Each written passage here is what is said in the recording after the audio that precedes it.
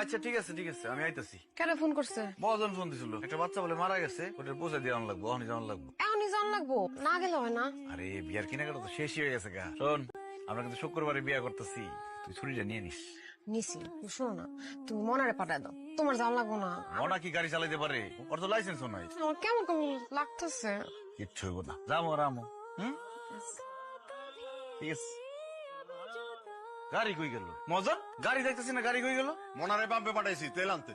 পারছেন নাকি এটা? মনে তো ঠিক মতো গাড়ি চালাতে পারেন না, ওর তো ড্রাইভিং লাইসেন্সও নাই। শোন জসিম, হেল্পার করে এইরকম একটু চান্স না দিলে ওকে সাহস কেমনে পারবো? ওরা রাস্তায় কেমনে গাড়ি চালাবে আর কেমনে ড্রাইভার হইব?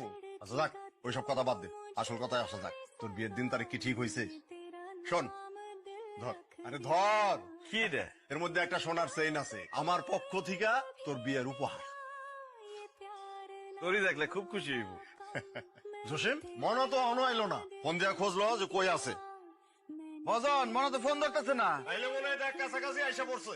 धड़केगा तू मुझे न पता मैंने तेरा नाम दिल रख दिया क्या कहें तुम्हें जब কেন যে গাড়িটা দিতে গেলেন রে?